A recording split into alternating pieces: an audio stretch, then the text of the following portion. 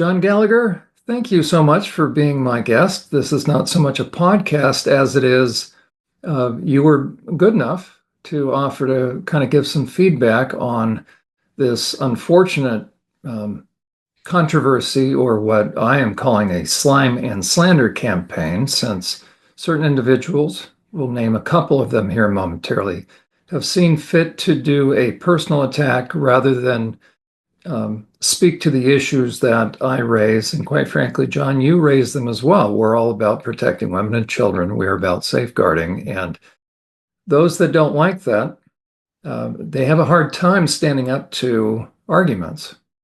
And so what will they do? They will end up doing personal attacks, ad hominem attacks, or even worse. And they did a fairly slimy job with me. And so you and I have gotten to know each other over a couple of years now. Is that correct? On that, yeah. Basically, yeah. Okay. And I think what is noteworthy, and this will be a perfect segue into the segments we're going to see, John, is, you have, and I just published, and people will see where they can see that interview. You have a lot of authority from which you are speaking, not just with me, but in general, because if anybody knows what it's like to spot a predator and then go up against the fray, you do, because you were a 25-year priest and you saw a sexual predator and you took the proper actions, and it cost you dearly.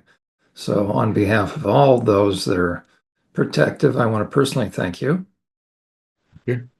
And you and I have, we sat down a while ago, and my apologies, the fact that it is so belated, but now is the time. So people can go on. We'll show a clip of that so they have your background. But you have agreed to sit down and give your thoughts about what has been said about me. And I figured you're the perfect person to do it, because if ever there's anybody that is able to spot a predator, able to spot a charlatan, it is you. And so, as a matter of fact, let me give a little background. It comes from the part one of the interview that we did. Let me share the screen. People can go on to my YouTube. It's entitled, part one is A Priest Who Unmasked a Predator and the Catholic Church, an interview with John Gallagher. Let me go ahead and play this. This is set up. There's a lot of information prior to this point to help people understand the significant abuse that has been covered up in the Catholic Church. But to give a little background of who you are, John, we'll let the video speak to that. Providing sufficient evidence and sufficiently outwitting the Catholic Church's predator protection policies, procedures, and practices to see to it that such predatory clergy are arrested and convicted. That was until recently, until a bold priest named John Gallagher took the unprecedented steps of single-handedly preventing the escape of a predator pedophile priest, of preventing the Catholic Church's hierarchy from flying the perpetrator out that same night under the cloak of darkness. He not only called law enforcement, but secured the perpetrator's computer and his electronics and other pieces of forensic evidence to ensure the perpetrator could not destroy it.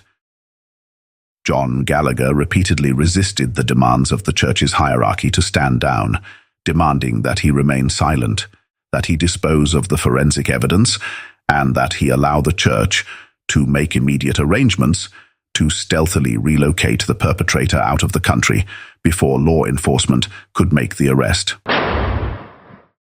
And that priest's name is Father Jose Palomatum, and he's only been here at the Holy Name of Jesus Catholic Church for about a month now, but now he's in jail, accused of showing child porn to a teenage boy here at the church. And it's not the first time he's been accused of something like this. Father Palomatum came from a parish in India, and according to police, he asked a 14-year-old boy here at the church to help him remove some pictures from his cell phone. Well, those pictures turned out to be naked boys. That boy reported it to his parents, who then called police. Police say when they talked to Palomatum, he admitted he'd had a similar incident in India. The diocese here in West Palm Beach says they never knew about that other incident. The diocese today released a statement which says, in part, as part of its due diligence, the diocese completed a background screening which also included a screening in India and received a certificate of aptitude from the Minister Provincial in India. During this background process, No prior misconduct was revealed, and Father Palamadam told police that's because that incident in India was never reported to police. Palamadam is currently being held in the Palm Beach County Jail in lieu of $10,000 bond. We're live in West Palm Beach. Ari Height, WPBF 25 News. It was this kind of ethical stance by John Gallagher, a 25-year veteran Catholic clergy who had a sterling track record, that brought about the rare step of the mandated reporting of a sexually deviant and predatory priest who was subsequently arrested, charged, and convicted. It was John Gallagher's willingness to act as a mandated reporter and as an ethical Catholic priest that caused shockwaves all the way to the highest levels of the Vatican, which would quickly make him the target of the Catholic Church's hierarchical apparatus and machine. That is brought to bear when a particular clergy places ethics and the protection of children from sexual predators above the Church's interests. John Gallagher soon found himself targeted by the hierarchy of the Roman Catholic Church, the same organization he had served in for 25 years, targeted for elimination, first by means of professional harassment and intimidation, then by not-so-subtle physical threats, and lastly by termination and slandering his good name and the tarnishing his reputation. A local priest is taking his fight against the Diocese of Palm Beach to the U.S. Supreme Court. Father John Gallagher says the diocese slandered his name after he helped put another priest behind bars for showing pornography to a child. Contact 5 investigator Sam Smink has the details. Father Gallagher says his fight began in Palm Beach County Court years ago. Now he and his attorney have one question for the Supreme Court. Can he be allowed to sue the Catholic Church for defamation when it's never been done before? There's really no protection in the church for anyone who steps forward. About 4 years ago, Father John Gallagher says he was frozen out of the Diocese of Palm Beach. It happened, he says, after he alerted police to Father Jose Palamadam showing child pornography to a teenager. In my mind, Father Gallagher is a hero.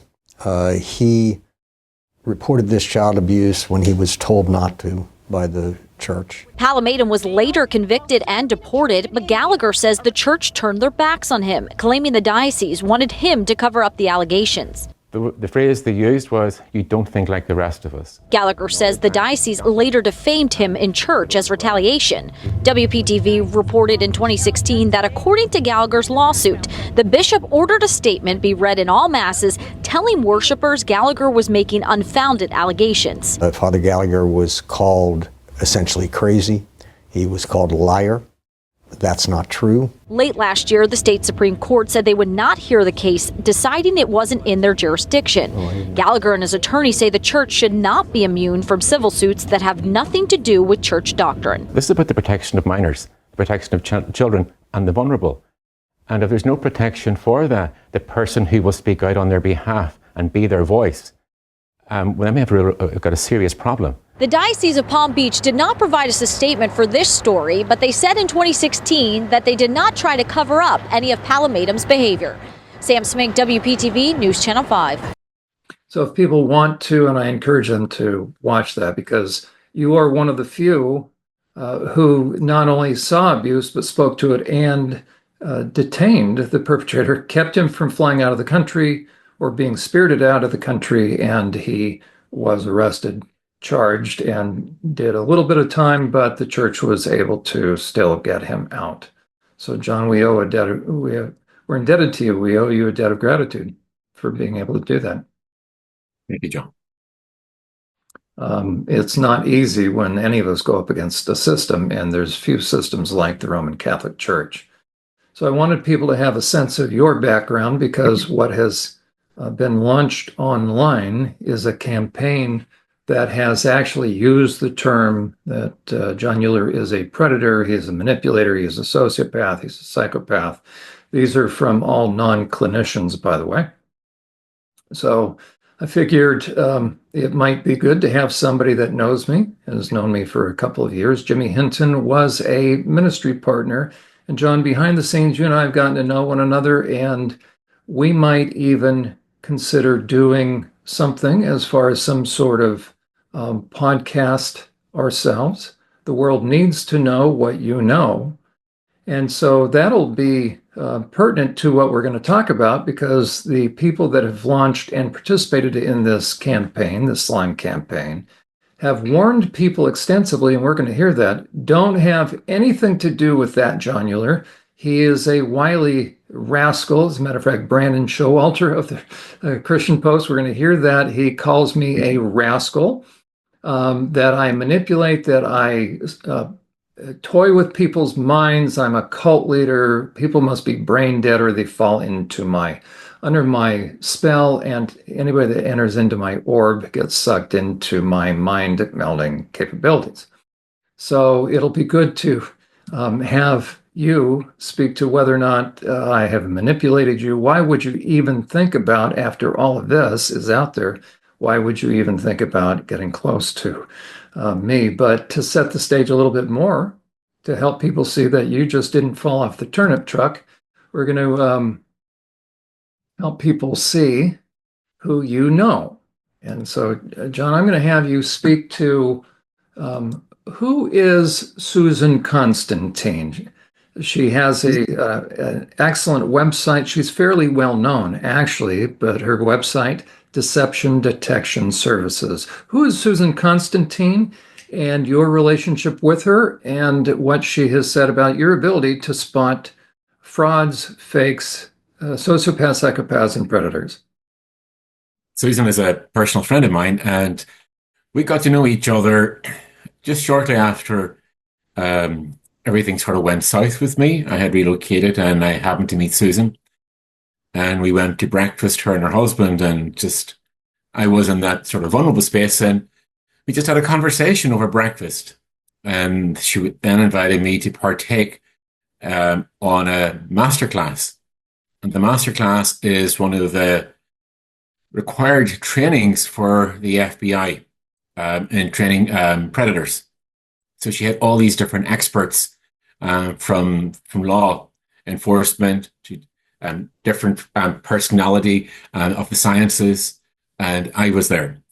And to get to there, I mean, basically, Susan had a ton of questions, and she basically said, you can do this in seconds. And one of the things that I still talk with Susan on at different times when we're dealing with things is the nuance of language and the words and the verbiage that have been said. Just to know people, the magnitude of how good Susan is, for most of the presidential campaigns, she is one of the body language experts. She's now a frequent contributor on Fox News with Sean Hannity and Jesse Walters. She's also been on with the Dr. Phil show. As a matter of fact, John, why don't we hear a little clip? So Susan Constantine, who is a personal friend of yours, who's actually complimented you on your ability to spot a fraud and a predator. Dr. Phil's latest podcast is available now with Susan Constantine. I'm a body language expert, and I analyze human behavior. The ultimate deception detector. Let's talk about how people can use that every day. The truth behind lies. Does everybody lie? Everyone lies differently, especially with parents, with teenagers. The most important thing is to look for something that's... To fill in that blank, subscribe on Apple Podcasts or Stitcher. You get people to talk long enough, they will always hang themselves.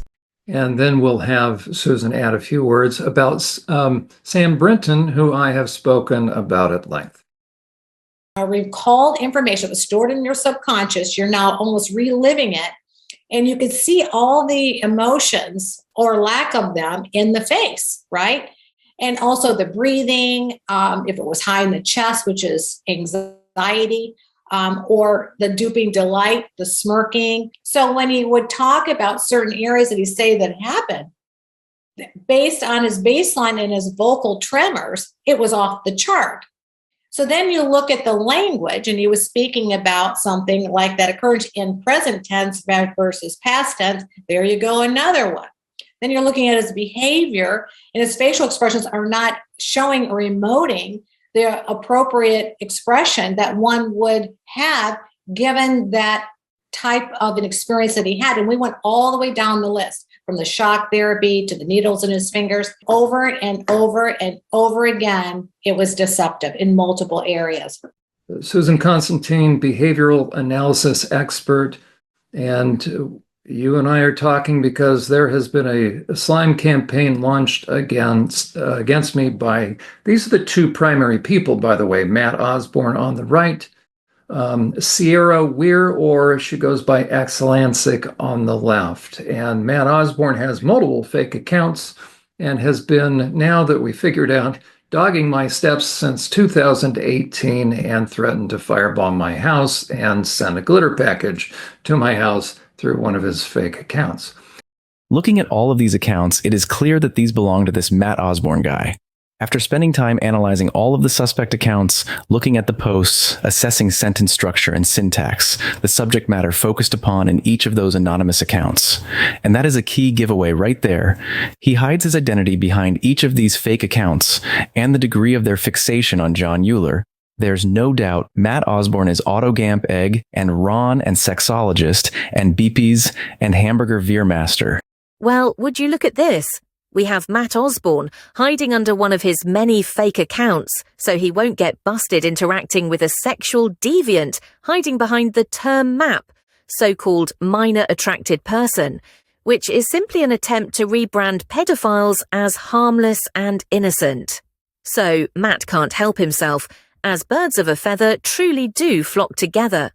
So our little deviant fake account, Armata Strigoi, writes, MAPs should be recognized and accepted worldwide. Paraphilia safety should be included in sex ed. Verbal abuse of MAPs should count as hate speech, and journalists should face outrage for referring to rapists as pedophiles, unless the exact sexuality is confirmed. Matt Osborne replies, I agree with it all, but particularly about paraphilias being covered in high school sex ed. It'll go a long way toward reducing the isolation these kids feel. That is who Matt Osborne is. What a creep. No wonder he hides his identity. And no wonder he hates John Uhler so much. Matt Osborne originally came to my attention on Twitter by his clear fixation on John Uhler, on the energy he was clearly investing in, trying to debate someone like John, who clearly has extensive clinical experience working with survivors, troubled youth, and with sexual predators. I thought, what kind of guy would take issue with what John Uhler is saying about the need for the proper safeguarding for women and minors? Especially someone who clearly has no clinical background, who appears very invested in reviewing and approving sexually deviant books intended for school-age kids, as a part of the deviant sexualized materials being made available to minors in their schools. What kind of grown man spends his time reading and reviewing such material toward the end of trying to get kids to read the same kind of books predators use to groom kids? And what kind of guy would be so clearly invested as a grown single man? A man who defends porn, furries, and follows and defends those deviant male sexologists who are pushing the pro-pedophile agenda. A man who is clearly an LGBTQ radical activist. A man who clearly defends deviant men who cross-dress in order to push boundaries, to gain direct hands-on access to vulnerable women and minors. What kind of man would fit such a profile and be so involved in such things? I quickly realized this Matt Osborne is not your average guy, but he has all the hallmarks of someone very intent upon accessing minors. And Matt is very sophisticated in terms of the methods he uses to access troubled minors who've already been sexually groomed. Oh my! There he goes again. Would you just listen to this statement by Matt Osborne to the following article, which is titled, An Open Letter to the 14-Year-Old Trans Kid I Used to Be. Here's what I wish my 14-year-old self had known about the gender journey she's already spent 2 years embarked upon from the perspective of a now 25-year-old detransitioner. Well, Matt Osborne puts it right out there. Notice we're talking about a minor, a 14-year-old girl, who's no doubt already been sexually groomed. But that doesn't stop creepy Matt, an adult man, who is unusually interested in the sexuality of gender-confused teens, from saying the following, putting it right out there for all to read. Matt writes, I would tell her that it's okay to be gay. Matt, there are no gay kids. That is another one of your deviant pushing lies. There are kids who've been groomed. What a slick liar you are, Matt. He continues. I would tell her that she doesn't need to become a man in order to find a woman who will love her. Matt, any such woman would be an adult predator. We're talking about a minor, Matt. Nice try playing your semantic games. Just like the deviant state lawmakers from San Francisco who saw to it that a 24-year-old predator who anally rapes a 14-year-old 8th grader will not have to register as a sex offender. As the dangerous narrative you and they push, the pro-paedophile agenda pushers try to foist upon the public. So forget about seeing this as a red flag of a minor being sexually preyed upon. Matt would reframe it in terms of gender confusion and being gay. How classic, Matt. And just look at this post by Matt Osborne under one of his many fake, anonymous social media accounts. Only a predatory sexual deviant would assert something like this. He asserts there are absolutely children who display AGP tendencies. What? Matt, are you trying to suggest that it is normal for a child to act out a cross-dressing fetish? You see absolutely no red flags of sexual grooming and abuse on the part of a child who is acting out like that? Matt, how utterly despicable of you to reframe red flags of sexual grooming and abuse to try to reframe compulsive sexual acting out on the part of a child as something normal and nothing to worry about. The most deviant of child predators in John Uhler's sex offender treatment groups say that kind of thing. Yet you're spewing that exact thing? I think you've given us quite enough to know what we're dealing with when it comes to you, and why you are driven to try to silence such a strong proponent of high-bar safeguarding as John Uhler. You hate such protective men, don't you, Matt? Then, seeing Matt's close affiliation with GenSpect and his close ties with that equally concerning deviant Sierra Weir, who also has been targeting John Uhler, well, that is when it became apparent that there was much more to this guy. Something very concerning. So, that is when I began to do my research into the various accounts that seem to inevitably pop up around him, especially whenever he is attempting to distract, counter, or silence John. And it turns out that these are Matt Osborne's other multiple fake Twitter accounts. That is why he uses these accounts in his articles, all the while denying any knowledge of them. Though I may have knowledge to do the kind of research on the likes of Matt, to connect the dots, to connect all of those accounts back to Matt, it doesn't even require all that much skill to discern that Matt Osborne creates for himself multiple fake accounts and uses a VPN to hide his tracks, making it appear he is over in other countries and locations, such as in Australia. Matt, no amount of your energetic denial will change the fact that all of these anonymous Twitter accounts are your fake accounts. No trying to deny what is obvious. Matt, it is one thing to lie, but you take lying to a whole nother level. You lie because you are a liar. Matt, it is who you are in your core, in your darkened soul, a pathological and diabolical liar. John Uhler, I wanted to direct message you here on Twitter to let you know that this Matt Osborne guy, he's Autogamp Egg and Ron. He's the one who wrote the massive article on you. I bet he's also the person who filed a complaint against you, along with that twisted deviant Sierra Weir, who also filed a complaint against your license and your professional contracts to provide sex offender treatment in the state of South Carolina. It really just seems to be Sierra and Matt working together. I'm shocked at how obsessive they are. It's been, a year now since the last time I tangled with them, and they're still going? Sierra getting action taken against her by her board is also excellent for your defense against the frivolous complaint she filed against your professional counseling license, and allows you to illustrate just how much of a lying psychopath she is. Matt Osborne no doubt uses a professional-grade VPN, which he has set up, to make him appear to be someone else located in Australia.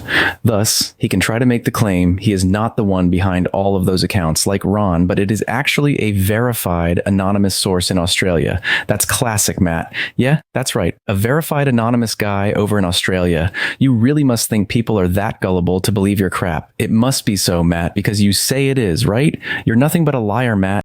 Matt Osborne can try to deny all he wants, but he got so full of himself over the years, as he became ever more fixated on John Uhler, that he simply got sloppy. He creates new fake sock puppet Twitter accounts as often as most people change their socks. He forgot to cover his tracks, and he certainly did not bother changing his sentence structure, his vocabulary, and his talking points that he repeatedly regurgitates. Matt Osborne has now been unmasked as a pro-pedophile agenda-pushing LGBTQ radical activist, unmasked as a porn-fueled deviant male, pushing for access into the spaces where vulnerable minors are known to congregate, and unmasked as the one behind all of those fake anonymous Twitter accounts. I wonder if he's going to threaten to firebomb John's house again, or send more packages of glitter in the mail to him, just like a domestic terrorist. In fact, I wonder if the FBI would be interested in looking into Matt Osborne for making such threats, and for sending threats through the mail. Wow, what an absolutely fixated creep you are, Matt Osborne. Seriously, so you posted what, under one of your many fake Twitter accounts, back in 2019? You've been absolutely fixated on John Uhler because he has been unmasking the pro-paedophile agenda, isn't that right, Matt? Making it more difficult for you to accomplish your ultimate endgame. Just look at these posts. Gonna take a little break from Twitter, but I'll be back in a few days with a hashtag #BringEulerDown update. What an absolute creep. But then you upped the ante with this threatening post, Matt, posted on Twitter on August 30th, 2019, where you said, "I'm constantly amazed by Uhler. He knows I have his address. I mailed him some loose glitter and a note, yet he continues to goad me. Does he not have concern for the welfare of his family if I was to escalate the conflict? What kind of psycho would put his family in danger? If I can find out his details, then somebody with malicious intent can do that too, and then firebomb his house, or swat him, or something truly dangerous." Then you actually did follow that up by sending a glitter package right to his home mailbox, Matt. You are not only fixated, creepy and deviant, but Matt Osborne, you are downright dangerous. Yet you say what about John? So we're going to look at what he has said. As a matter of fact, here is Matt. He goes by Otto Gampegg on one of his accounts. He is an AGP, a cross-dressing male in the closet, although he will embrace those men up front if they dress in blue dresses at the GenSpect conference. And I recently posted this. I said, connect the dots of his fake Twitter accounts and his fake identities and what drives Matt Osborne and his other pro-pedophile agenda-pushing, porn-defending AGP sexual deviants in blue dresses. It all becomes too revealing. We see you, Matt, the little man behind the curtain. And again, what kind of person is Matt Osborne? He reviews books. So a single man reviewing books for elementary school kids. A woman by the name of Detective Mom found this and she posted it. She said, Osborne said this book is appropriate for children in middle school. On one of the pages, it says this: my penis can't erect. A guy touching it triggers pain. Orgasms feel like there was no climax at all, just a sensation of fluid coming out. So that is the guy, and we'll go into more about Matt Osborne, but that is the guy who decided to launch this campaign against me, and we're going to hear a lot of his critiques and some of the other little flying monkeys that he's collected. So, John, again, thank you that's my long introduction. Thank you for being here. And if anybody has a history of being able to spot predators, it is you, because you saved a child from a predator priest. So, again, thank you for your work, your efforts, and thank you for being here. So the real question is, why would you even agree, after all of this now is out in public, why would you agree to be even affiliated or associated with me? Because according to these folks, I am one of the most dangerous and wily of characters out there. Well, John, it's a very good question, but it's a question that you and I, off camera, have discussed ad nauseum. One of the playbooks that is employed by predatory people, in my experience, and I have seen this play out in my own life internationally, not only just here in a local place here in Florida, but internationally, is when people don't like the truth. And the truth is, it stands in itself. It doesn't have to be defended. Like, gravity is the truth. You can't argue with gravity. This whole conversation of the truth is hurtful. So it convicts them. And there's a rebellion. and we're dealing with like a demonic spirit. Well, it is a demonic spirit, and it doesn't like truth. It doesn't like light. And so what they do is, let's ignore the actual crisis. And I use the word crisis because we have been in this spiral for years. This is just not a recent phenomenon.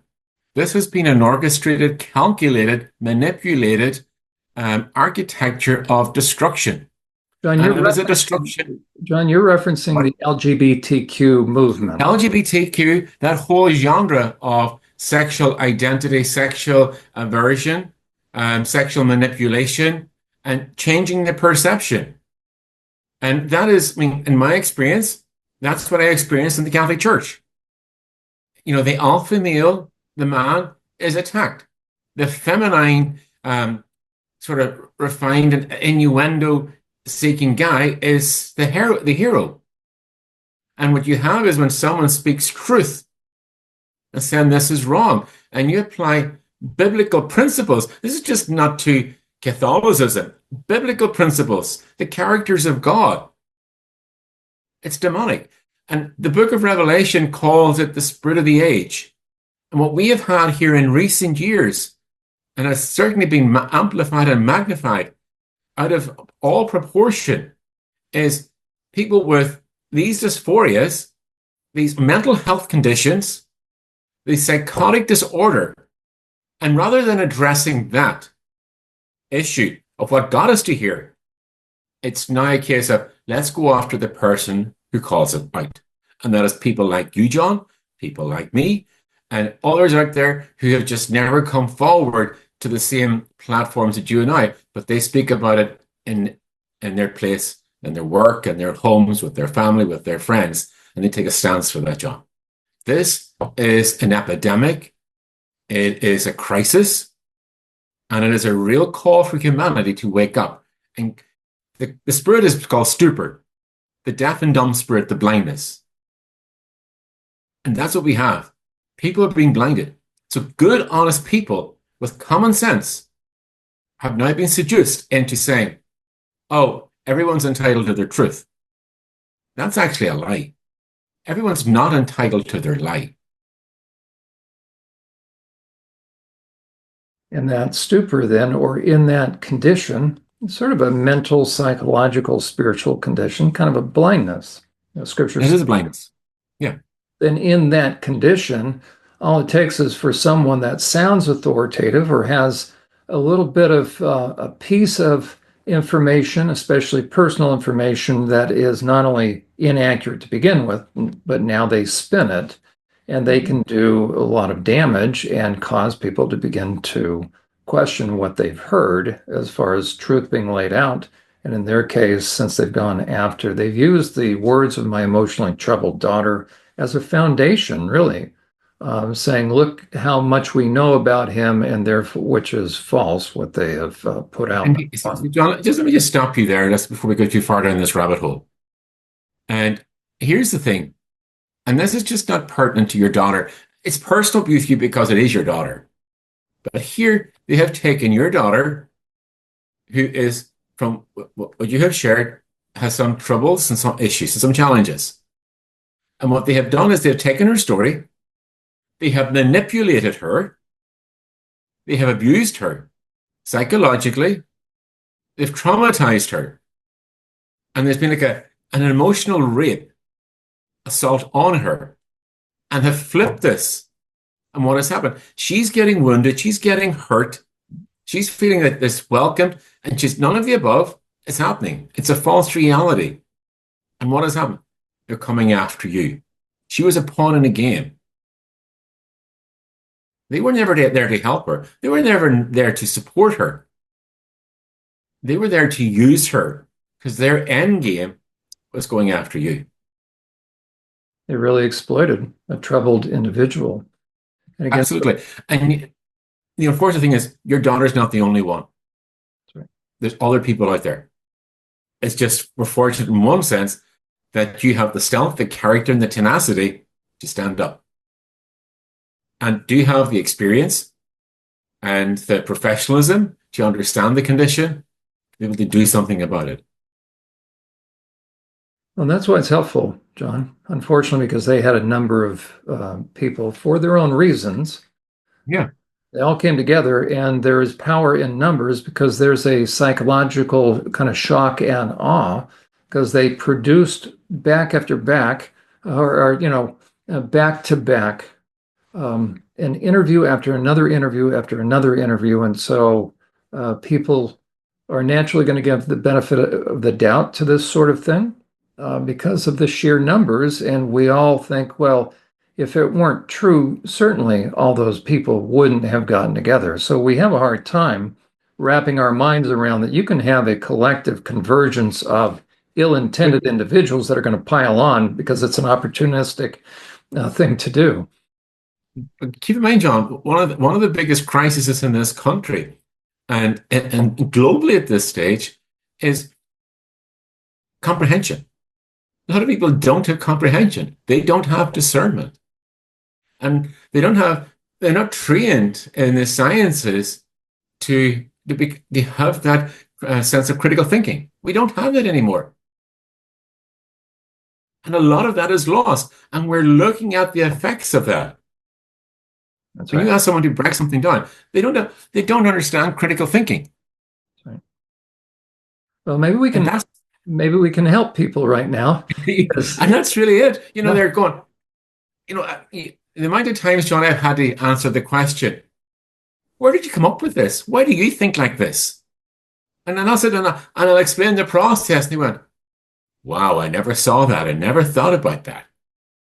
Because everything is just not an Instagram moment. It's not that sort of how many likes and how many, that pleasure principle.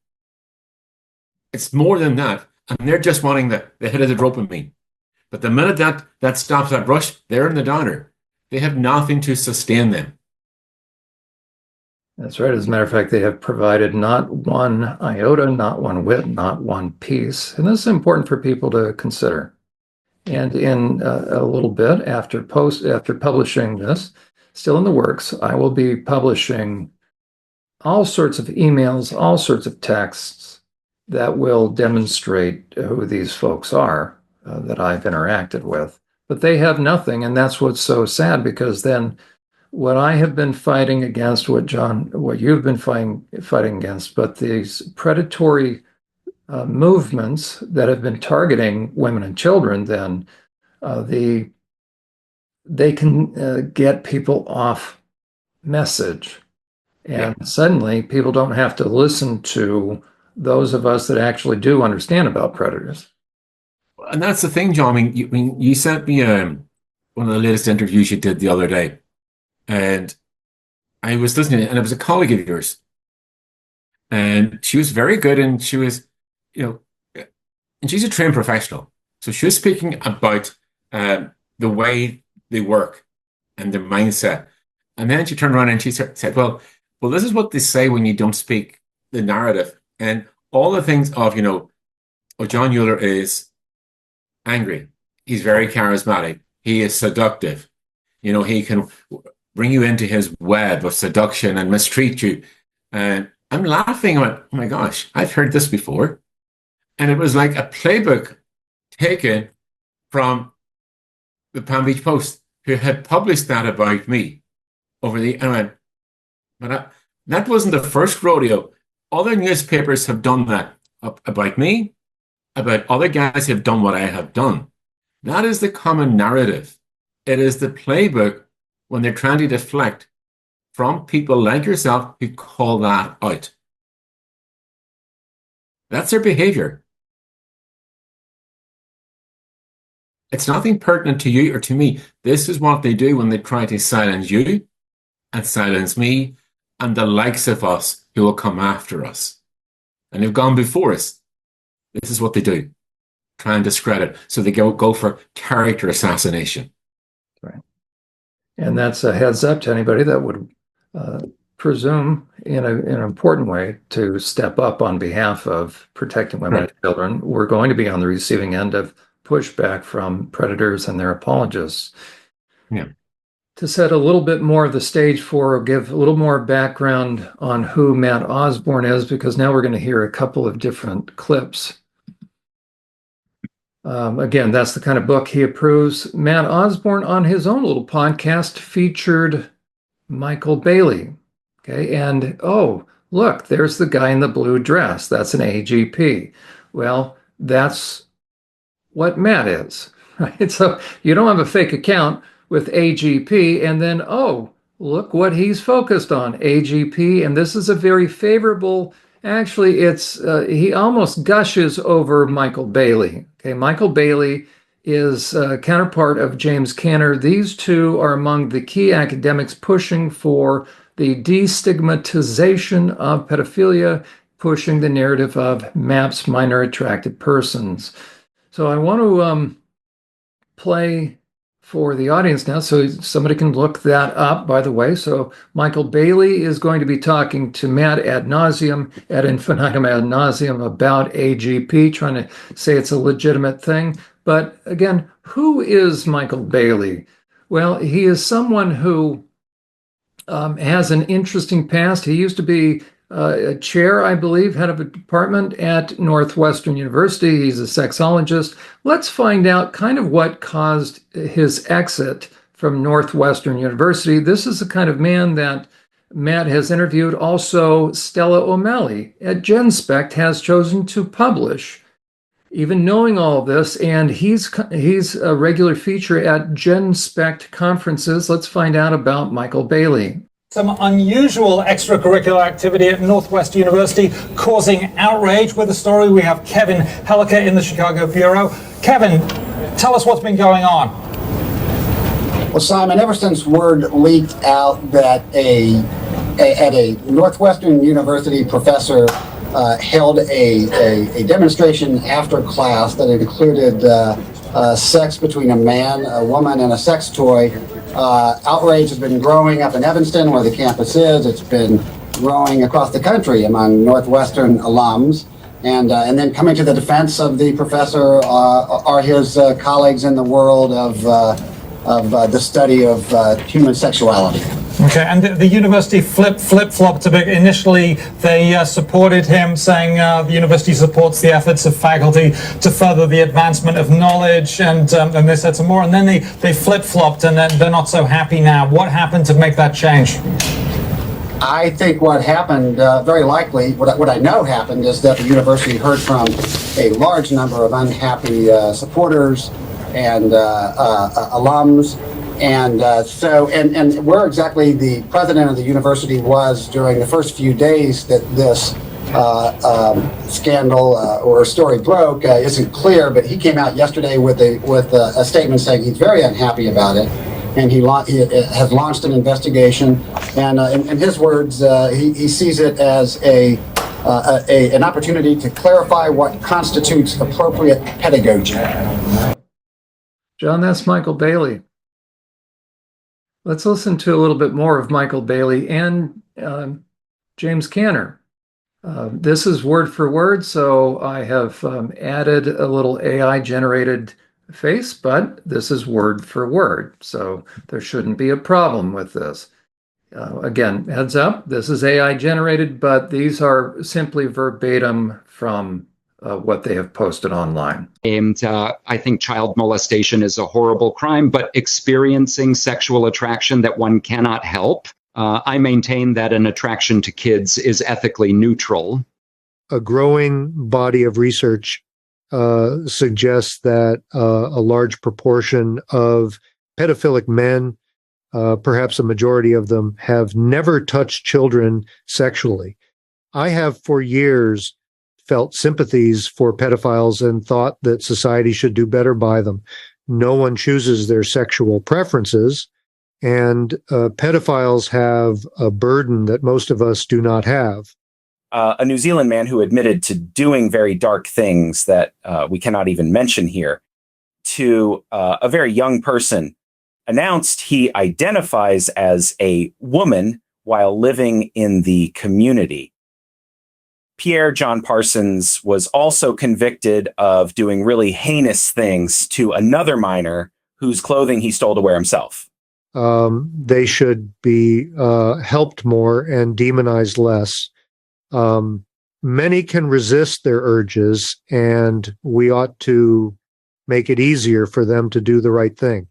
Making pedophiles feel that they are worthless and despised can only make it more difficult for them. Lead story by the online news outlet The Daily Caller reads, erotic gay clothing line features 9-year-old boy dressed as a cover girl.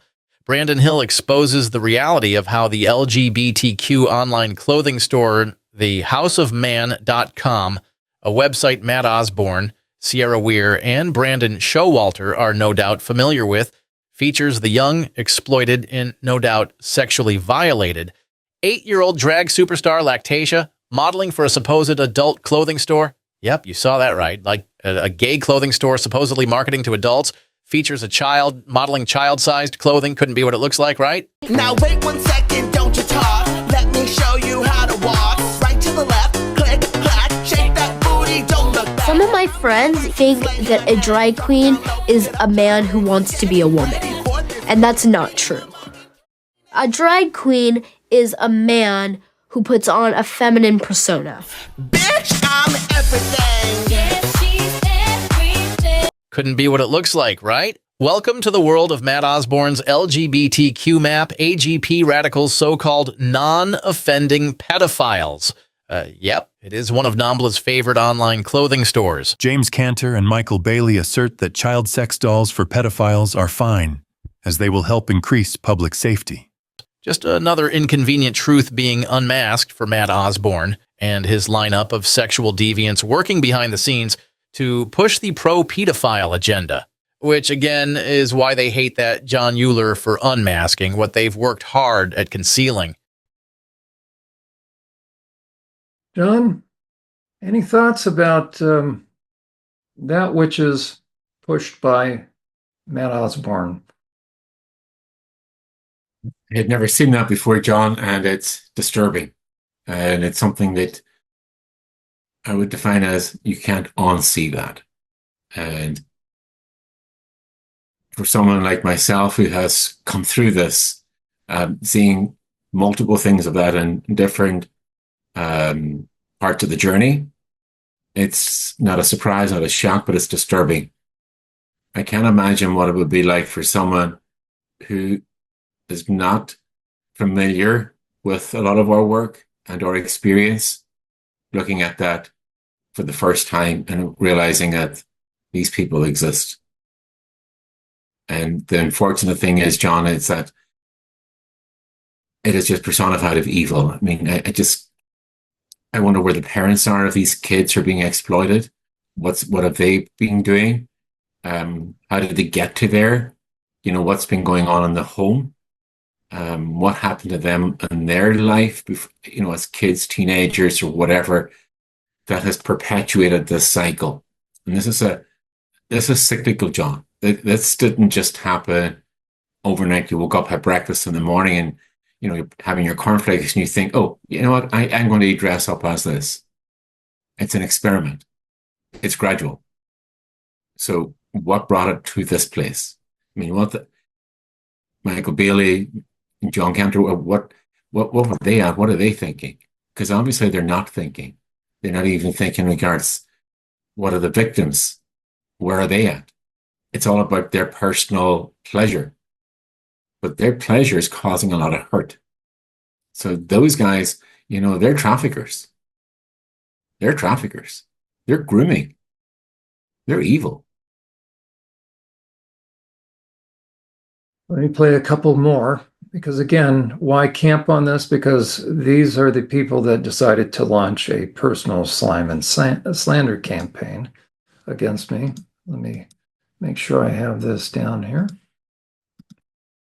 Is that again, who are we talking about that started this, that John, you're being good enough to address? Because you still say you're willing to associate with me after Matt and Sierra, Matt Osborne, Sierra Weir have done their darndest to really create a heinous picture of me out there. Okay.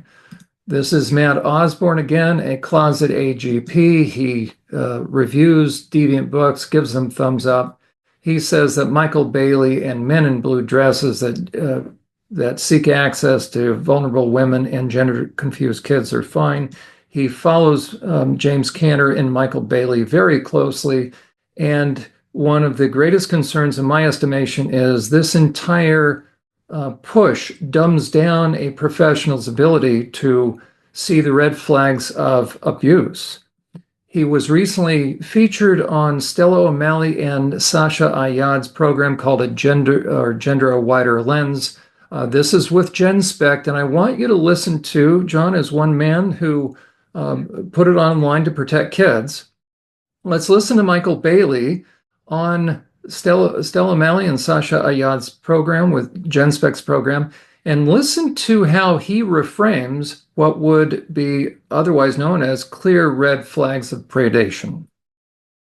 Ken Zucker published a fascinating case report of a little boy, I think he's 3 or 4, who's brought to the clinic because he is wearing his mother's panties and getting erections and masturbating.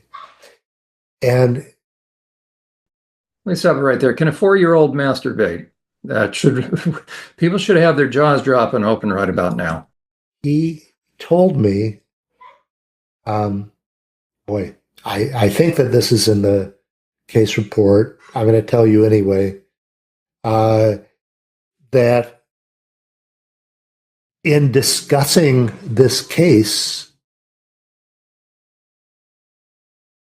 he learned that the father of this little boy was a secret cross-dresser. I have heard a lot of stories of father and son cross-dressing.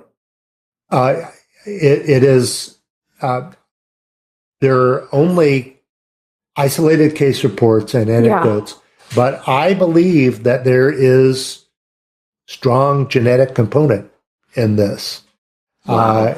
And again, we can't, it's hard to see how, I can't be sure, but based on these case reports and stories I hear, I just believe that is true.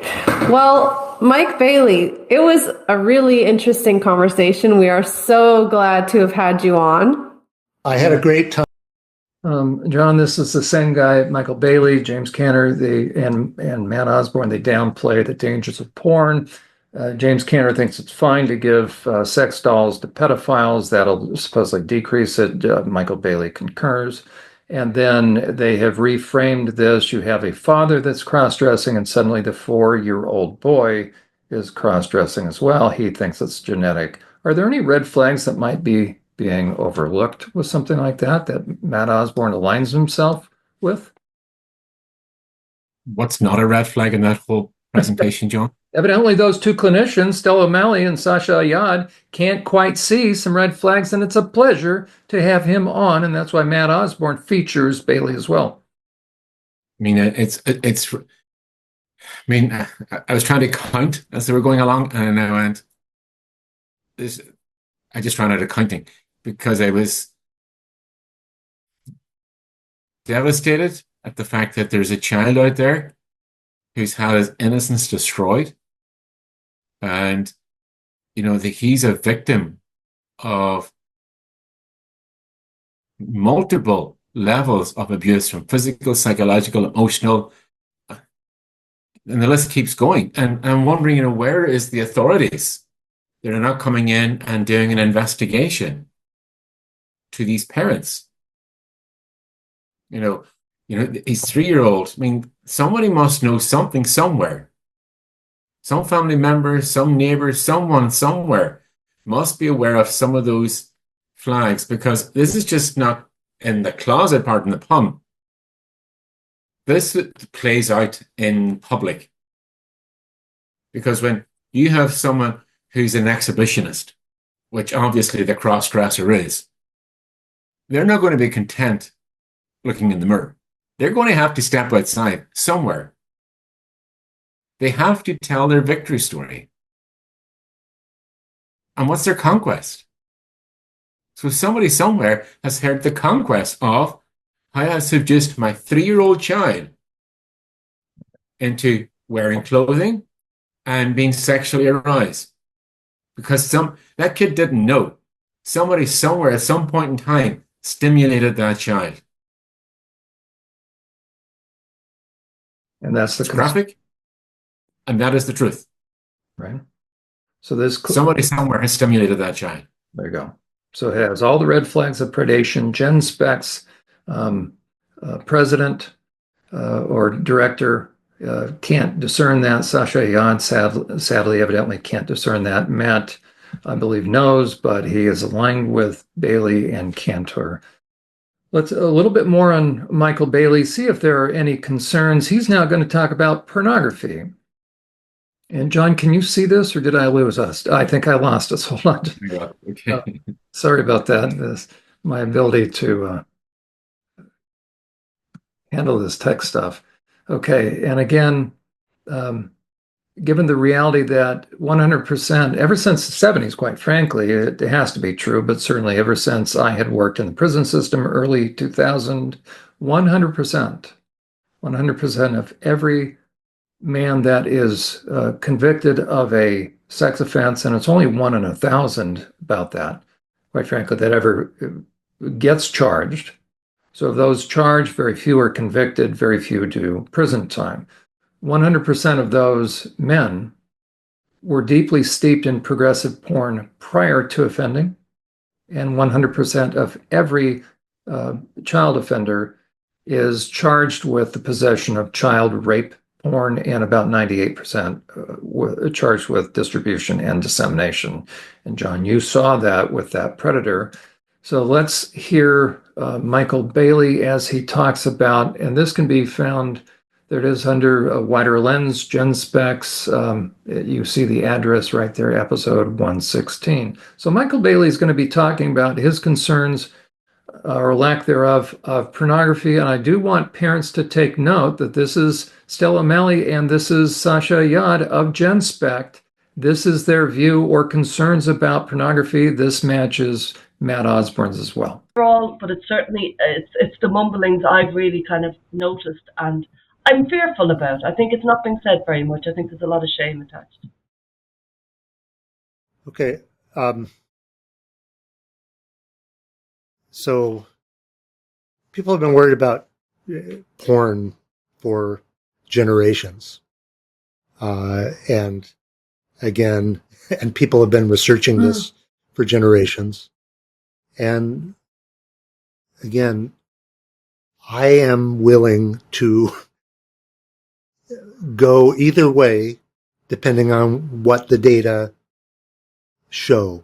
I hope you understand me well enough by now to know that I have no constituency that I ever try to please. I am not impressed by any of the data. Also, men like porn of their preferred kind. This porn never matches what a woman would want it to be. No man, no normal straight man has ever gotten really turned on by watching a video of a male bringing flowers to a date and going out to a movie and kissing her goodnight and saying, "I can't wait to see you again."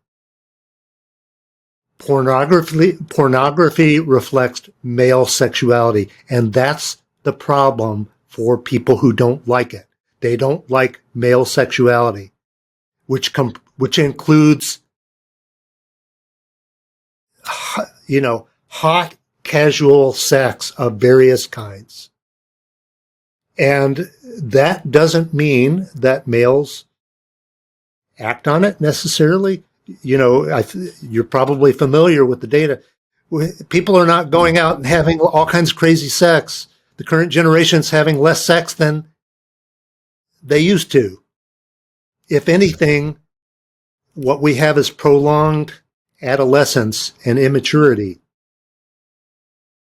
And yes, Stella, I don't find credible the idea that the informant or the informants that you mentioned were just going along minding their day, and all of a sudden somebody started grooming them with kinky pornography. I think that they went there, and if they go there, there are going to be other people there with that interest, including older people who you can call that grooming if you want, but. Okay. Anyways, John, you're the perfect person. Give me your feedback. And then also, the question is, when grooming takes place, is it, well, he mocked the idea of grooming. He downplayed it, okay, in my estimation. But he also said that these kids their kids are going to look for it themselves, that men don't try to bring it to these kids. You want to speak to that? That is a complete, utter magical thinking. That's what that is. In my experience, and over 25 years talking with families and who have had major issues with pornography in the marriage, in the family, and I know of families that were actually, it broke families, ended up in divorce and separation, and because of where it ended up. It's a seduction. Porn is evil. There's nothing noble about watching some man who decides that he's going to go after and watch women do unbelievable theatrics that is totally staged and it's unrealistic, and then come and expect his wife to be able to do that. It's unrealistic because it's a fantasy it's playing out in his head. It's in nobody else's life. And they're not able to get the adrenaline. So the adrenaline is on the next one, on the next one. And that takes you further and further down the rabbit hole. And I know from the case that brought me to this place, when I spoke to the priest who I was having arrested, I said, how did we get to here? How did it start? He was invited. Someone started with him, and he was invited, and he went further and further. And the one thing that Bailey did say, which to some extent is true, is that, and because this priest spoke to that to me, is that as much as there's sex happening, there's even a greater rise, John, of voyeurism, of people getting off and being entertained and being sexually aroused with voyeurism. And that's what Bailey is talking about, is voyeurism. That's not noble. That's not good. That's equally bad because it's still condoning the wrong. And porn is voyeurism.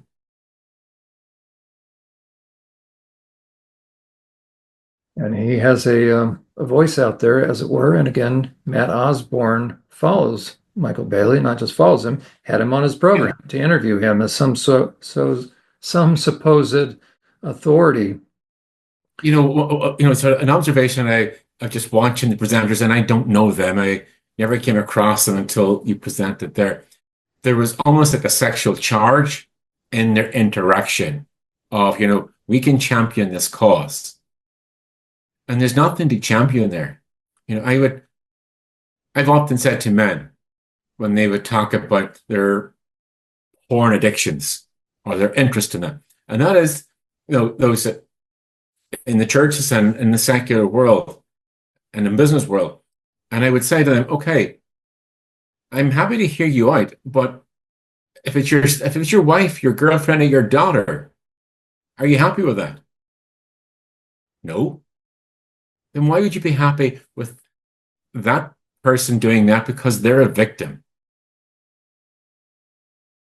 They didn't go there freely choosing to be a porn star. They didn't go there freely choosing to dance in some gentleman's club. They didn't freely choose to go out on the street and turn tricks. They didn't choose that. That wasn't their dream when they were in first grade or kindergarten, and the teacher would say to them, what do you want to be when I grow up? Oh, I want to be a stripper. Oh, I want to be a cross-dresser. Oh, I want to go out and turn tricks. That was never it.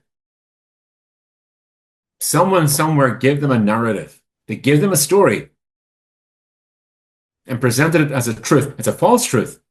They bought into it. They were seduced. And every time we hear of people who have been liberated from sexual slavery, they always answer the one question, and it's the same answer. I was invited. I was promised. I was told it was an opportunity. And then they're trapped. It's bondage. There you have the predator and prey. That's right. And it's a work in progress. There you go. So you represent someone stepping up, seeing the red flag. So number one, unlike those two therapists, you saw the red flags.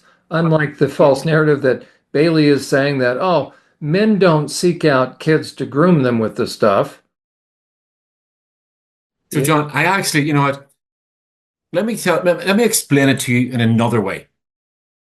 I grew up in Northern Ireland, and I grew up through the troubles, the shootings and the bombings.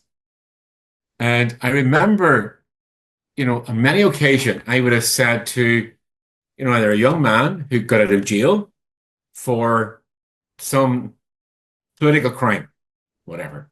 And I'd say, how did you end up there? And their answer was always the same. I was invited. One, let's throw stones at the Brits, which was the British Army. And then it would be, okay, we had fun doing that. You know what? Well, tonight we are doing something different. We're going to throw petrol bombs. Are you in for that? And then that would become part of it. And then down the line, it would be, we've got something on tonight. We need somebody to do lookout for us. And before you know it, John, they're pulling the trigger or they're planting the bomb. But it started with the innocuous, let's throw a stone. It's an invitation. And that's through terrorism. And I grew up in that space. So I know what it's like to groom someone sexually or to groom someone for terroristic activities. The behaviors are the same. Right. A groomer is a groomer. Doesn't matter what it is. In this case, we're talking about sex. But the same way that they are seduced into sex was the same way that paramilitary groups have seduced their followers into campaigning for a belief, whether it be whatever the tyranny they want to tear down. In this case, the seduction is we're making porn, we're making sexual exploitation, and we're making rape normal. We're making, sexual attraction to minors. That's okay. It's not okay. That's grooming. It's seduction. It's an evil.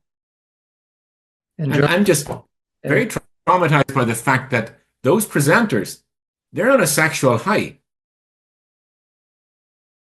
They're on a sexual high. And they can't even see that's not an alarm. They can't even see for looking. They can't see for looking. They're on a sexual high. They're on an adrenaline kick. What's interesting, John, is the radicals like the LGBTQ radicals like Matt Osborne. They have a lot in common with jihadists because look at their tactics and look at radical Islam. What do? They're throwing bombs and they're raping women. So as you say, the grooming is the same. Matt, I call him a domestic terrorist in this sense. When you go after somebody's personal reputation, but then after their livelihood, after their license, after their certifications, when you send a glitter package to someone's home, when you threaten to firebomb their home, we have the texts or the online sock puppet accounts of Matt. That's a domestic terrorist. So the intensity is the same. They don't stop. They can't argue the points. And so birds of a feather, and that's why I introduced James Cantor, Michael Bailey, because Matt Osborne follows them intensely, and so birds of a feather. So now all that to say, we're now going to see who Matt interviewed in this slime campaign happened to be a former ministry partner of mine. And this is pertinent, John, because you and I are thinking about doing something together as far as an extended series and possibly even a podcast about the concerns of those that have been harmed by predators in the church. And so we're going to listen to Matt's live audio recording of he and a former business partner of mine, Jimmy, out of the blue 8 years later. So what you're going to hear in this recording is Jimmy's never reached out to me. Okay, now I had to hold him accountable for plagiarizing my material. That's why Jimmy is frustrated. Okay, but isn't it interesting? He claims to be a pastor, but instead of going to the person he has an issue with, what does he do? He sits on it, and lo and behold, 8 years later, he locks arms with an LGBTQ radical to provide fodder for this. And so Jimmy's going to describe me, supposedly. Okay, he's going to supposedly describe me. And I want you to speak to it, if you would, John, because you're considering, first, you associate with me. You've come on this program. So let's listen to Jimmy Hinton. Then I will throw it open to you. You comment on your thoughts about what Jimmy Hinton has said. This is just a few minutes long. And Matt Osborne, this is Matt Osborne's little blog or a little program here. And so that was the point where I was like, it's not even a question. Like I'm resigning immediately. And this little thumbnail is what Matt has put together about me. You notice he does this little, I guess I'm a communist, apparently. I need to get away from this man. He's toxic. He's abusive. He's gaslighting victims of abuse. I had several people at that point come to me and complain about him in private, all women who said that privately he had sent them emails, and one of them was one of my church members. And she said, "You tell that man to never contact me again." She said, "I don't ever want anything to do with that man." And of course, I'll challenge Jimmy Hinton, who's never produced one email. Jimmy, go ahead and redact the name, but go ahead and produce the email that you were supposedly sent. I know who this church member is. You and I had a very reasonable exchange. So go ahead and provide the proof. And, so at that point, there was just enough that I was like, he's full of himself. He's narcissistic. He's dangerous. He's abusive. He's dysfunctional. He has a dysfunctional family. He lies, he manipulates, and I don't want anything to do with him. And I'm like, this he's just a lunatic. Like he's not right in the head. It's finally the conclusion I came to. Like, not only is he abusive, he's verbally abusive, he's manipulative, he's a liar. But he's nuts. Like, in his own world, he's probably convinced that all these people are out to get him. And I happen to be one of those people that I think he thought in his own mind I was out to get him and I was out to rip him off, and it wasn't true. So I was glad to shake the dust off my feet and run from both him and the organization. But he's done that before, and he's done that on X. He's done it on Facebook, where he shows literal notes of his clients, which blows my mind. Jimmy, go ahead and produce any screenshot or proof of what you've just said. And I think that's what it was. I think he just has a lot to prove. I think it's him trying to work overtime to prove that he can diagnose people, that he can, only he can figure people out. Because he said in the emails when he would forward them, he's like, "See, this is how the mind of a psychopath thinks." And in my mind, I'm like, no, that's the mind of somebody who's not well mentally. That's somebody who needs help. That's somebody who needs therapy. That's somebody who has all kinds of issues that they need to work through, not somebody who's a psychopath. So I think that's the heart of the issue. I think he has a lot to prove. And, I still see, he has me blocked from his social media, which, whatever. Gee, I can't imagine why I would block Jimmy Hinton after. I'm okay with that. But I still see things that people post where, he's claiming to be the top expert, not only in the United States, but Canada too. I have more clinical hours than any prison psychologist in the United States and Canada. And I'm like, yeah, no, you don't. And by the way, Jimmy has taken me out of context. What I've said is this: I have more clinical contact hours than any prison psychology staff in the US or in Canada in long-term solitary confinement. And that is actually true. But it's those sorts of things. I think he's just trying to inflate himself, and his public persona really matters to him. But ironically, he blows it to smithereens by making himself not credible, and he doesn't even realize it. He doesn't even know it. Jimmy Hinton, thank you so much for talking to us. It has been a pleasure. I hope that we might meet one day under different circumstances. Thank you. Thank you for speaking truth and looking into truth. And it was my honor to be here today. John, based upon that, you should be running from any association with me. Yeah, well, I think the phrase that comes to mind, there was a whole lot of talk about a whole lot of nothing. There was no substance really to what he was saying. It's down to show me the evidence, show me the truth. And he wasn't gonna. He was spoken general terms, general conversation, and he couldn't exactly talk through a particular case from beginning to the end. So it was a lot of soundbite, but a whole lot of nothing. I think really what I heard is a disturbed man himself speaking, either envy or jealousy, definitely not skilled, certainly not terribly articulate in describing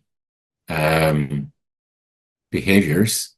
He defines himself, according to his website, he trains people in, looking for all the alerts and abuse, but to describe someone as nuts, that's not exactly a very professional term. It's not a clinical term. He claims, or he says he's a minister. What happened to, if you're going to make an offering at the altar, make peace with your brother beforehand? He never spoke about any of those steps that he took to try and resolve a situation, but instead he went straight for sort of the largest shock appeal you could possibly get. And so there's trying to be the explosion. But for me, as a minister with a lot of experience in this field, I've seen someone who is certainly not credible, and I certainly would not give him any authority. I would say from someone like that, and behaviors and professionalism, stay away.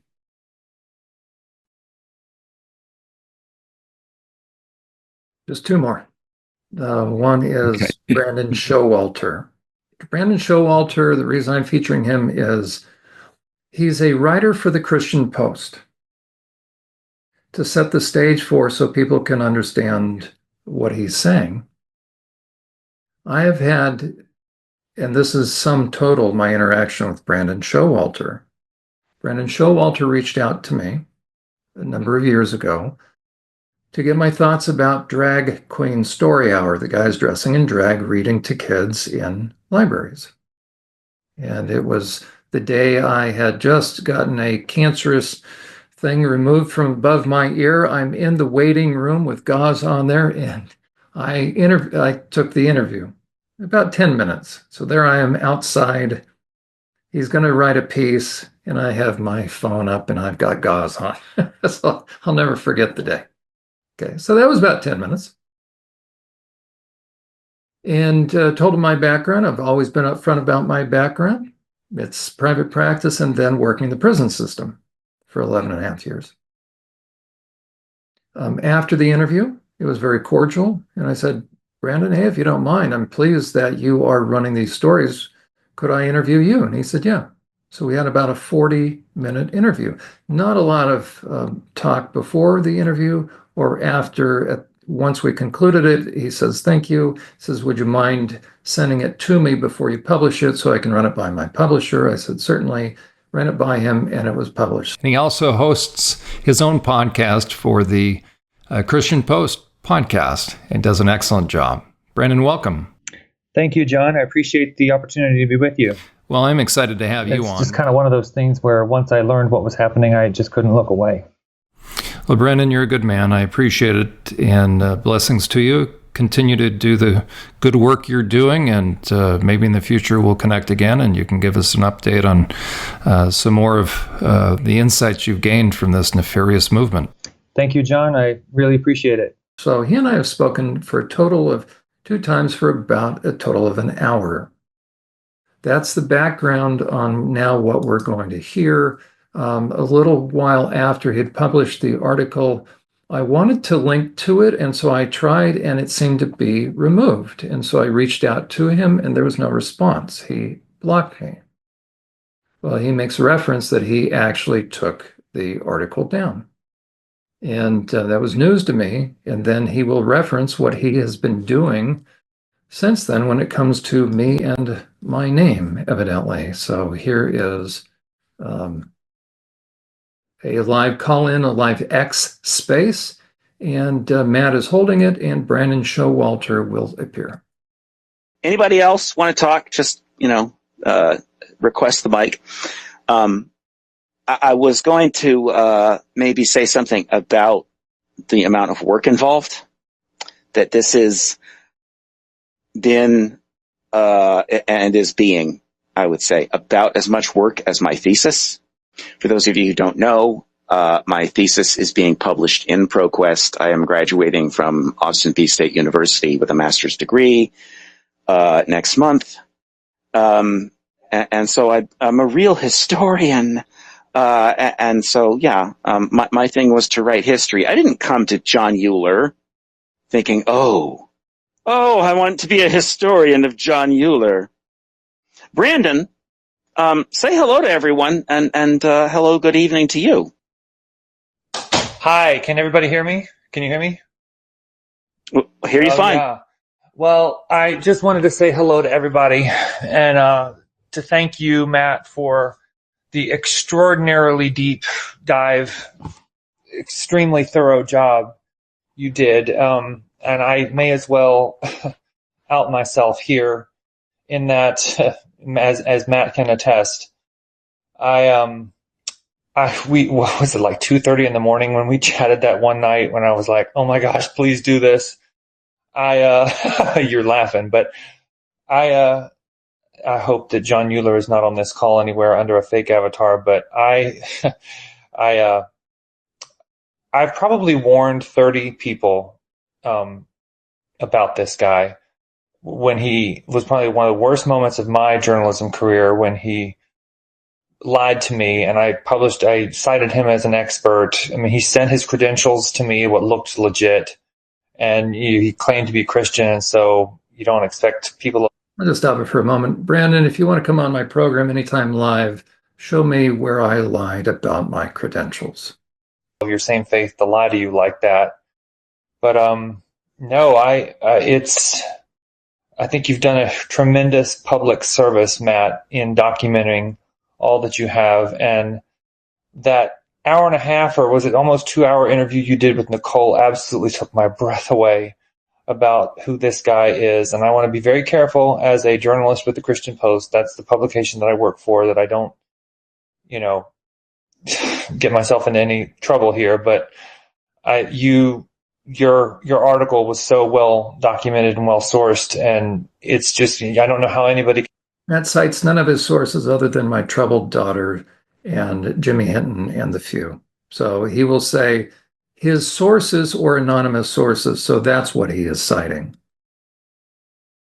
Listen to Nicole's testimony that she did in that podcast and not be extremely moved and sorrowful that anybody has someone who was like that as her parent. She doesn't claim to be the daughter of him. She just says he's his offspring because of what a sociopath he works like. But I just thank you for putting it all on paper, Matt. I think it's so important that there was as thorough and as of a deep dive that was done.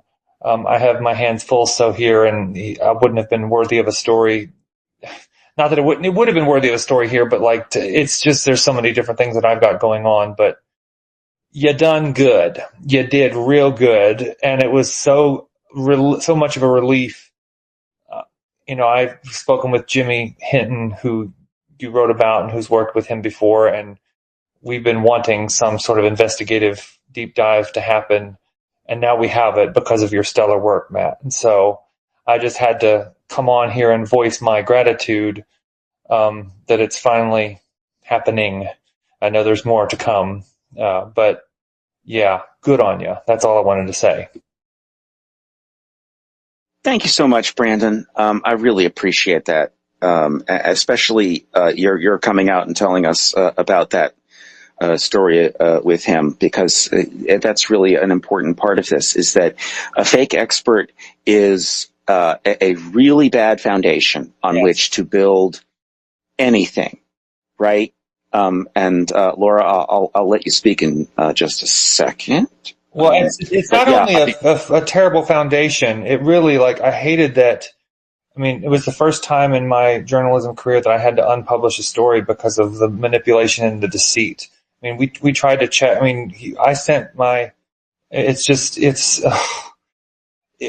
you have a source that lies to you and you wouldn't. I mean, he knows how to ingratiate himself into people's good graces to make you think that he is legit. And he did say enough things that are actually somewhat true that he's like, well, yeah, it makes perfect sense that you would say that. And the worst lies always have truth, some degree of truth mixed in.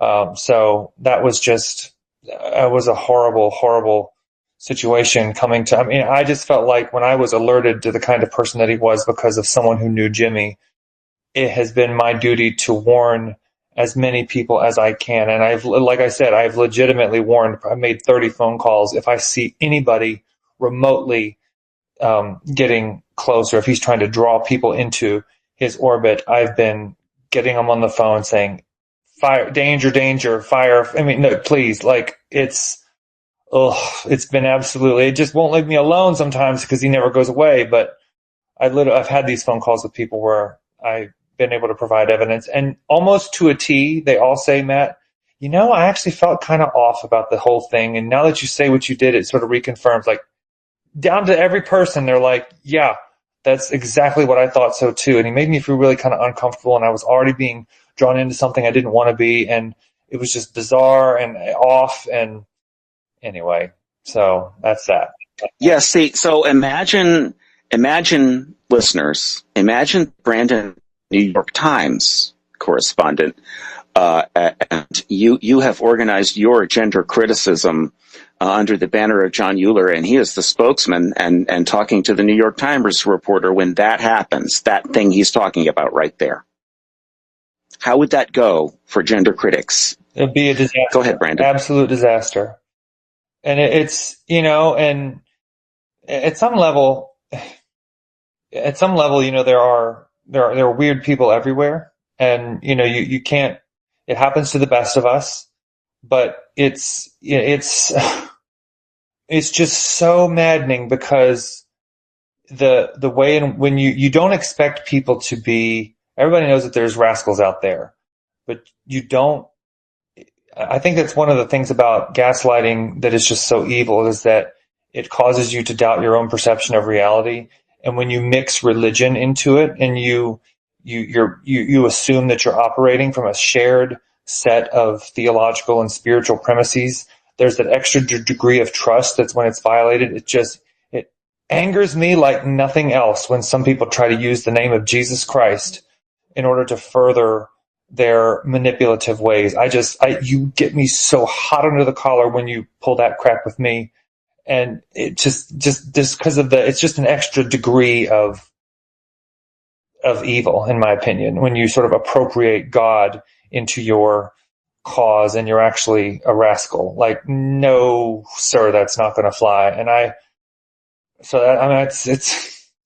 I'm gonna calm myself down before I get too worked up about it, because it just upsets me so much. But I've felt the passion that I have to warn everyone that even gets so close, because it gets anywhere close to him, because it's like the damage that he is doing is so much more extensive than just the individuals he's working with, because he's soiling the name of Christ, and he's soiling truth. He's just, there's, everything is destructive. So no, those kinds of people, it's hard enough it's hard enough to resist trans activism, which some of you on this call, on this space, are resisting. When you are trying to resist people you think are allies from within your own house, man, nobody needs that. Ain't nobody got time for that. So that's all. Brandon, I'll tell you, you're not the only person doing what you did, running around behind him. You're like, hey, don't work with that guy. There's a whole bunch of people. So it's like there's a group of people that have, consumed way too much energy and time of their lives trying to help other people avoid this guy. You know what? It won't go It's time for that away. to end. I mean, he never gives up. Yeah, well, let's see if we can change that. John, why in the world would you even be associated with me if Brandon Showalter, who I've spoken to for a total of 2 times for a total of about an hour, he evidently is pretty fixated on me, has made at least 30 phone calls, goes behind me over the past number of years. Apparently, he's mission focused on me. So why would you be associated? And then any thoughts?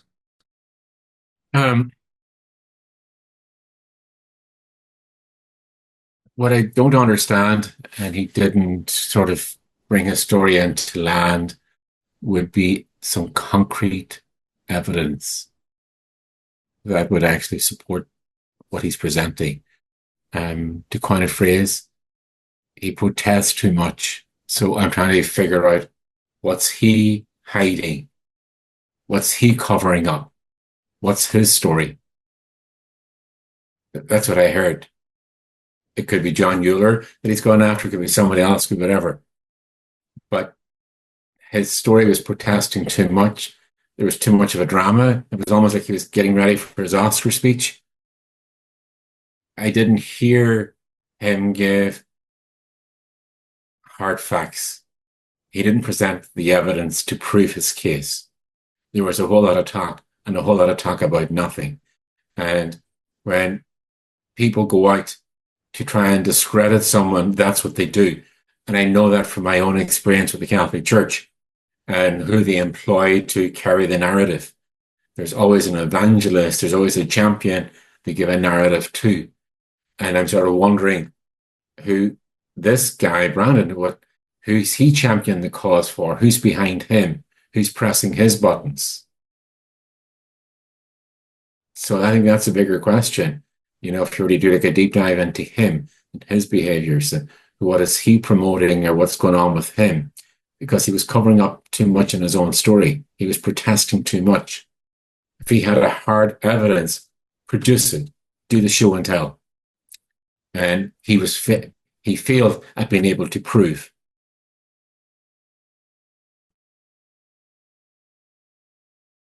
Okay, well, we'll kind of end on this note. So we've heard from people who say, stay away from the likes of John Uhler. He's a rascal. He's heinous. He mind melds people. And based upon their own words, they have no facts. But they're sound of sincerity. Okay, so that's what we've got. Well, John, as you know, Susan Constantine, she's a body language expert. And she has given you thumbs up in your ability to discern.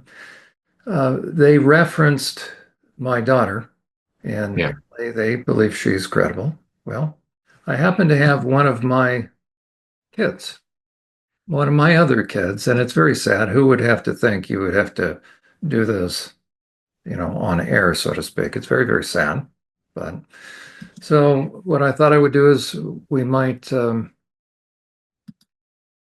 hear from my son, who put together 2 videos for a total of about 2 hours. I've only played snippets. I'll just play a little snippet, and then I'll air something nobody has seen before, and I'll let you just analyze the body language, if you don't mind.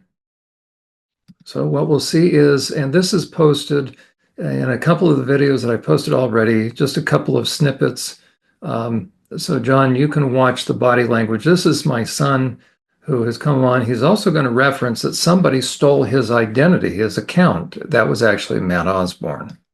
Little did they realize Jon Uhler's son would decide enough is enough, and that he wanted to set the record straight about his dad and the good father he was and good man he is. Hey there, this is Reed, and I'm Jon Uhler's son, and I wanted to put together this video just to give my perspective about what's been going on, and mostly just to talk about my own experiences and my memories of what it was like growing up in our household, and wanted to shed some light on my own perspective. So hopefully that will help give a different perspective about what's been going on.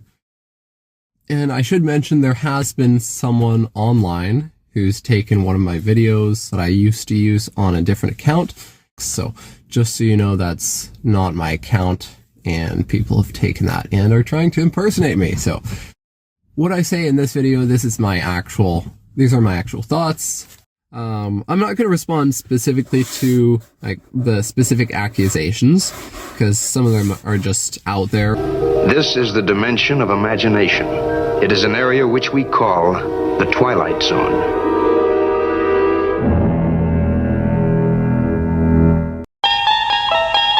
Don't worry, we'll just go for a few moments more, John. This is, you can see this, the very first video, it's an hour and 25 minutes that he did for. Yeah, I've seen some of the things and the accusations that people have been saying online. Some of them are just out there. I just wanted to add, I am in complete disagreement with what's being put out there about my dad, and I believe this is happening because he is on the side of good and not evil, and he is making a lot of people accountable. So people are trying to find as much dirt on him as possible. I'm proud of the work he's doing. It's tough work that not a lot of people want to do, exposing abuse. So people are trying to expose him, find dirt on him. So that's my view.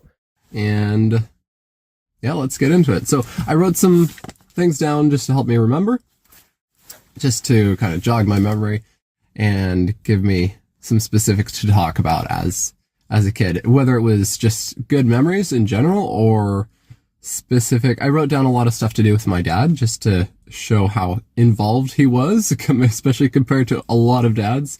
I would definitely say he was the most involved dad that I know, and I would strive to be like him as a dad myself. Okay.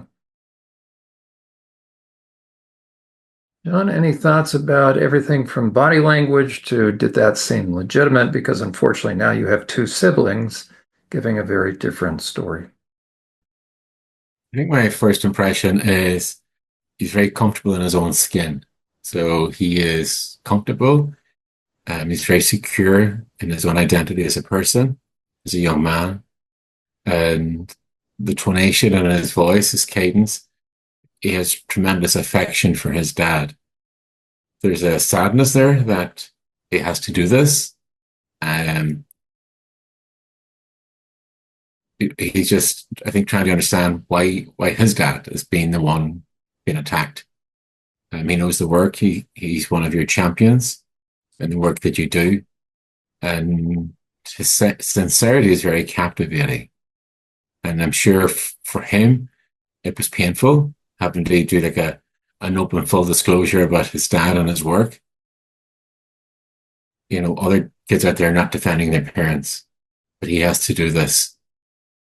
But he's your son. He's a champion. So he does not like injustice. So that's his credibility. You're the role model, and he's just taking that torch that you carry, and he's taking it for a moment and saying, "Hey, Dad, I'll fight this part of the story for you." I think he's a son to be proud of. I am. That's right. We're in regular communication. John, I'll show now the last thing. Thank you for your time, by the way. You're welcome. We're going to show a clip that nobody's seen before. So it's kind of nice to unveil it.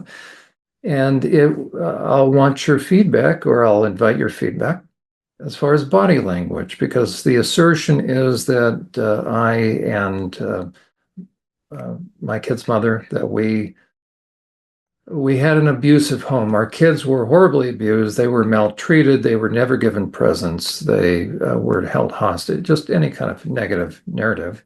Everything shy of criminal behavior. Reed came out to visit myself and my new wife, Susan. Came out a couple of years ago when we were back in California. We flew him out because we wanted to give him a car. So we paid for the flight down. Then we paid for all expenses as he drove the vehicle back up. So I figured while he was up, what I had done was, in moving, without my daughter's help, unfortunately, from Pennsylvania to pack everything up, 16 years worth of belongings in a two-story house. I had saved, though, going through all the items very quickly, I had saved personal belongings for them, special mementos. So I'd set aside certain boxes. Reed, what we're going to see is this. Reed didn't know that I had saved these items. And so we're going to watch him. I even comment, I said, oh, this is sort of like Christmas. So we'll just watch him. He's really going to go through memory lane. And I guess I'm of the opinion that if a kid had a horrible upbringing, he would not, you'll see it in his face as he begins to pull out these different items that he doesn't know that I packed. Try to pack carefully. And I figure, if you don't mind, you can give us your take on the body language as we finish up here. So he doesn't know what's in this box. Okay, give us a walkthrough. Okay, so I recognize right away. There's his little berry backpack. Yeah. Oh, you'll love this, Susan. Someone else is eyeing that. Stanley's face. Yeah, keep it away from Stanley. Let me put it over No, here. Stanley. Hey, that's not for you. And my army hat. Yeah. So in some of the pictures, Reed's wearing the. Oh, that is great. Oh, and then this, we took this to the, can't remember if we had this in dress up, but I think I wore this to the Civil War Yes, you gala. did. Yeah. Yes, you did. Oh, that is great. In the midst of me having to rush, I wanted to at least put some stuff in there. Jonestown. I didn't know it had. Oh, That's awesome. Oh, those are the hats outside in the sunroom. Oh, in the sunroom, yeah. Okay. I didn't realize it had Jonestown on it. Oh, and then the, I think I got this one for Nicole originally. Sleep. Oh, sleep look machine. at that! That you can use that tonight if you want. Oh, that is fantastic. It makes the white noise and different cricket sounds. As glad as I can make it. Yeah, I know. Yeah, he's actually very excited. You know, it's almost a case of like, what's going on here? I mean, and he had a story for everything he brought out. I mean, the hats were, we did this. There's my teddy bear. I mean, that's opening up all those memories, and you could just see the euphoric joy in his expression. I mean, it was, oh my gosh, here we go. You know, there's more. So I guess he's not triggered negatively. Yeah, that's right. So no, I mean, that's the thing. He's just excited. I mean, and it's palpable. Wow, you know, I was going, okay, what else is in that box? You know, it's like, and you get a present. Everybody wants to know, what did you get? And he was the same. What did I get here? We'll watch just a few more of these. He's digging through this box. I actually have 2 boxes. I won't make you sit through 2 boxes worth. The very first one I got. So this is berry one. Yeah, look at show Susan what you did. He just he kept 10. No, he kept. I was probably younger than that. Oh yeah, no, he was Yes, tiny. I mean, I figured you were baby. Oh, I'm so glad you saved them. Yeah. So berry 1 and berry 2 and this is berry 3. And very inventive names too. Oh yes, I actually forget what I have in this, but I remember this box. I forget when I made this. Oh yes, it has about. I'll take a look. Oh, that is awesome! It has all sorts of. I think I got a lot of these from. We had a little thing called Trade Day. Oh yes, I had to give you the box evidently. Uh-huh. I wrote a skill report about the Bermuda Triangle. Okay. You found to solve that mystery? Yes. Well, I think I have a good idea of it. Ooh. This one, John MacArthur. Oh, look. Okay. I think I had these in my probably in my little keepsake box. That's cute. Well, your dad probably had to Oh, throw in a that's Johnny good. Mac CD. That could have been. Oh yes, and this is. Let's see. I think this. Oh yeah, this is a birthday card for. Yeah, what which year? Birthday? Is it open? Oh, there you go. It's so. This is. We will find out. 9th birthday. There you go. Ah. My 9th birthday. Keep that. I'll take a look at the cards in a Yeah, minute. look at that. And then I This recognize is like Christmas, this. huh? Yes. Oh, there's Reed's Bible. Oh, that is Little so Bible cool. cover. I think, and I can usually tell it's mine because I usually have a bunch of our daily bread in here. There we are. How did I know? Yep. So that. See, this was worth the trip down just That is in and of itself. absolutely. I completely forgot. But I about wonder so if much you of have. this. How are we going to help you put it back on the plane? Actually, I have a lot of room. Oh, you still in can my drive. suitcase. Yeah, just put Oh, it in yeah. your trunk. Oh, I remember this. There's a story behind this. Oh yeah, It's- Susan's actually seen that one. Oh, you've seen it? Yeah. Oh, yeah. There's a story about like an angel in a waiting room. I think someone saw it on a monitor, like that. I'm sure you remember that too. Yeah. No, I was kidding. Meaning you can drive all your Yeah. stuff back. Oh, that's so true. I forgot. I don't need to take it on a plane. Nope. Yeah. Oh, that is great. So I think I had. Because I remember this one This too. is just like Christmas. I remember this. Oh, and this is my Celtic, my Bible with the little Celtic cross symbol. I Oh, remember that's the 'cause- one I bought for you. Yeah, No. I remember this. Now you got Yes. Yeah. Oh my goodness. So now you have a nice Bible. Thank you so much. There we are. This is my favorite. Because I remember I love the green, and I actually don't. I had a personal Bible up in BC, but I don't quite know where it went. I think I left it on a bus or something. Oh, so. there you go. Yeah, I have is another that the one that I inscribed to you? I think it is. Did a little inscription? Yes, it is. Yeah, I have. Yeah, there we are. Oh, there we go. In my Yeah, beautiful absolutely. handwriting. I love your handwriting. Oh, thank you so much. What is this one? Certificate of promotion.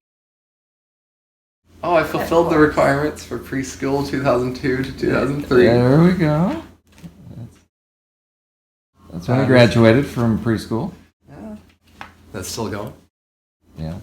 You want me to turn it off? Oh, yes. No, absolutely not. Oh, that Reed had I this. love this one. Reed had this up above his little space there. It still has the little. I was always worried that was going to come up, I know, just come fall on my unstuck head. and drop on his head. Yeah, I think every night I would always push it up just to make sure. Oh. Yeah, I love this one. Cause, I can't see what it is.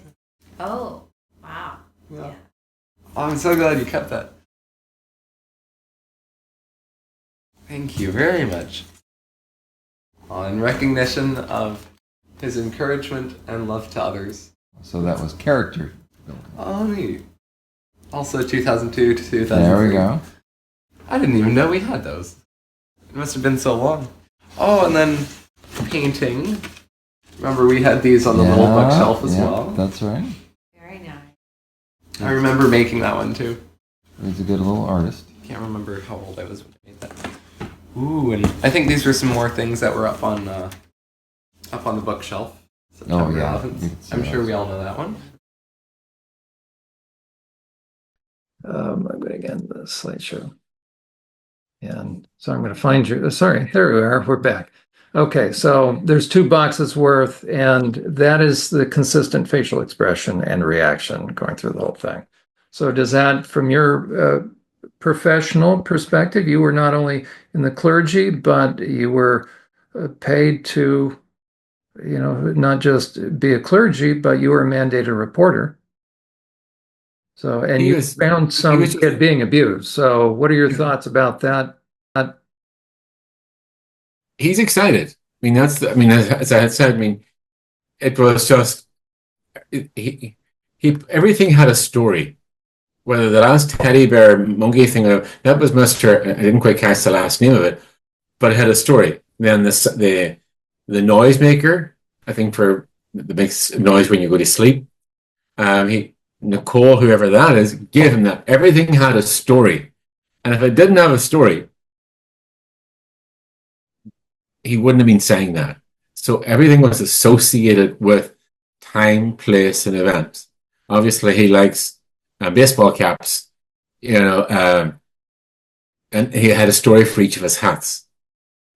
I love baseball hats. I have a ton of them. So I know everyone, anywhere I go in the world, I pick up one. So it comes with a story. So he had a story for his youth of what he wore that hat for. And in other words, I've done a lot of activities, a lot of experiences, and this is part of my story. And he was happy revisiting that sort of halcyon moment of joy, those happy moments. And you could see the joy was just very evident in his face. That's the guy who had only good memories of everything that he was unpacking. And that's only what we saw in front of the camera. I mean, God knows what all the conversations you had after all the different stories. But that's just, I just think it is a very beautiful moment to watch that, because that's a love, and there's a bond there. And I just think he's a kid who's proud of his dad, and he's completely, I would say, humbled, in my opinion, the fact that you saved, rescued all these memories for him, because he had moved on with his life, you were moving on with your life, and then all of a sudden his memories were all rescued. And that he was excited because you thought about him. John, I appreciate your time. You didn't have to do this. And even more, maybe I should say, I appreciate the fact that you're still willing to acknowledge our working relationship and our friendship, and given the narrative out there. And I think, the viewers need to be aware of something, and they may not know this. And nobody really understands this. You and I both can speak to this, and I know others out there who have done similar things like us. When you take a stand, like what we have done, and and there is that smear campaign, I've been bemused by these sort of Christian professionals. I'm just sort of drawn to a conversation, to a statement, a question that the judge asked in court to the guys at Palm Beach. What about the commandment, thou shalt not bear false witness? And they flummoxed around with that question. It was never answered. And we're having a lot of that, bearing false witness. And what we have seen, John, is people walk away. A lot of my best friends, a lot of people that I cared a lot about, I don't know where they are today, but they're not in my life. They're not in my quality world. And they would never think of calling and asking, are you okay? We miss you. We're sorry. We abandoned you. So, and you have that in your space. That doesn't lessen the hurt or the betrayal or the break of trust. But I know what it's like, John, to stand in those shoes, and at times to try and figure out what's next. Many times for me, it was standing alone at a press conference or in court on my own, and no one there to say, you okay? And I always have this belief, if I know someone going through that, they're not going to go through that alone, because that's not a nice space to be. And that's why I'm doing this, John. I know what it's like when people walk away believing lies, believing untruths, and then propagating the lie, justifying their behavior and their action when they know it's wrong. John, thank you. And you're welcome, John.